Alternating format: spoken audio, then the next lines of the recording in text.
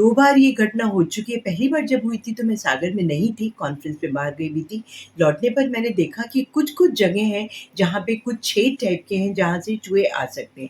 वहाँ हमने जाली फिट करा दी। कभी कुछ लोगों का ये भी विचार था कि कहीं किसी ने कोई बदमाशी तो नहीं की है, तो हमने वहाँ पे सीसीटीवी कैमरा भी लगवा दिए। इसके अतिरिक्त चूहे के आने की संभावना थी, उस बॉडी में भी ऐसा लग रहा था कि चूहे ने कुतरा है और इस बॉडी को देखकर भी ऐसे ही लग रहा है कि चूहे ने कुतरा है। तो रोडेंट कंट्रोल, पेस्ट कंट्रोल एक विधि रहती है केमिकल छिड़कने की, वो हमने पूरे में 15 दिन में 2 बार करवा ली, ताकि चूहे वहाँ नहीं आ पाएँ। लेकिन क्योंकि मॉर्चरी थोड़ी दूर रहती है अस्पताल से और ज़रा खुले एरिया में है, वहाँ पे कंस्ट्रक्शन का काम चल रहा है। आपको बता दें, पिछले 1 साल से हमारे यहाँ रेट्रोफिटिंग का काम स्मार्ट सिटी कर रही है और जैसे ही मुझे इस बात की जानकारी लगी, मैंने वहाँ का काम छुड़वा के इनको यही वाले काम पे लगा दिया कि इसका फ्लोर जो है, इसको रिपेयर की बहुत ज़रूरत है।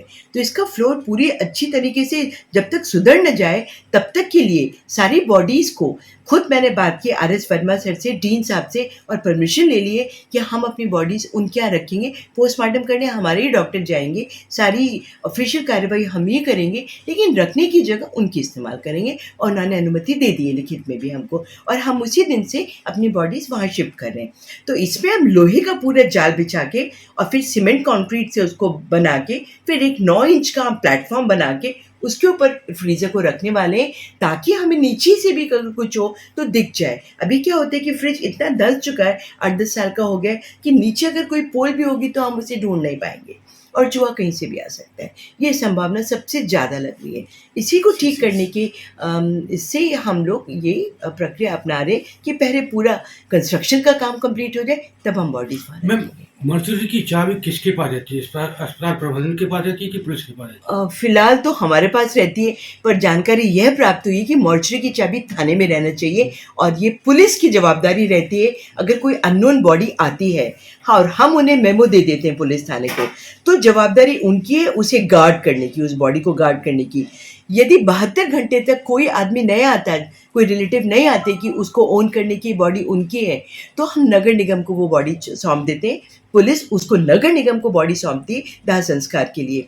वो हमारी प्रॉपर्टी नहीं है और उसे गार्ड करना भी हमारी रिस्पॉन्सिबिलिटी नहीं है। दरअसल चाबी होनी चाहिए थाने में, पर अभी तक हम ही रख रहे थे। अभी जो मामला जो आया है तो इसमें क्या पुलिस की भी लापरवाही देखी जा सकती है? पुलिस को हमने 16 तारीख को इन्फॉर्म किया था। ये आदमी जिंदावस्था में हमारे पास आया था, बेहोशी की हालत में था, बहुत ख़राब कंडीशन में था, 108 से लाया गया था और इसके साथ कोई नहीं था, अननोन बॉडी थी और बोल पा नहीं रहा था। तो हमने इसका पूरा इलाज किया। 16 को हमने तत्काल में 6:30 बजे करीब ये लाया गया था, तभी हमने पुलिस को इन्फॉर्म किया। हम एक प्री एमएलसी बनाते हैं अगर कोई अननोन व्यक्ति आता है तो, ताकि वो सब जगह न्यूज़ फ्लैश कर सके, उसके रिश्तेदार देख सकें और आ सके। 16 को कोई नहीं आया, 17 को भी कोई नहीं आया। 17 की शाम को इसकी मृत्यु 8:45 पे हुई है। जब रात को इसकी मृत्यु हुई है, तब फिर से एक मेमो हमने पुलिस को दिया और वो मेमो पुलिस ने रिसीव किया है। उसके बाद ये पुलिस की प्रॉपर्टी हो जाता है और 72 घंटे हम वेट करते हैं कि कोई आ जाए तो ठीक है। इसके रिश्तेदार मिल गए थे, 48 घंटे के बाद वो आ गए थे। अगर नहीं आते तो हम नगर निगम को देते, आ गए तो उनकी इच्छा अनुसार हमने इसका पोस्टमार्टम किया। इसमें मानव तस्करी के आरोप जो अस्पताल प्रशासन पर लग रहे हैं, इस पे कितना इत्तेफाक रखते हैं? बिल्कुल भी नहीं, 100% no, a very big no for this. क्योंकि अगर कोई तस्करी का एंगल होता तो कोई तो आता जाता दिखाई देता। हमने सीसीटीवी कैमरा लगा रखे और हाँ, उसके अतिरिक्त चूहे के अतिरिक्त कोई और संभावना हमें तो नहीं दिख रही है।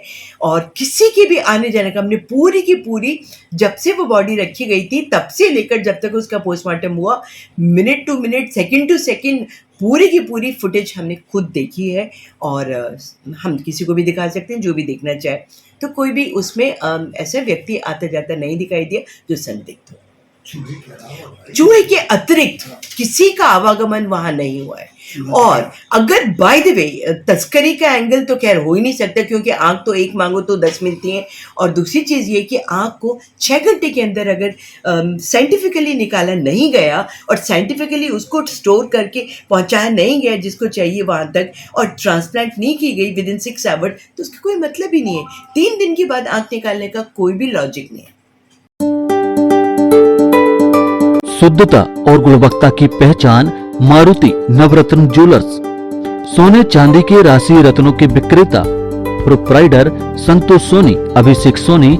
हमारा पता है कोतवाली रोड, 332, सागर, मध्य प्रदेश। संपर्क करें 9826459730 और 9826275535।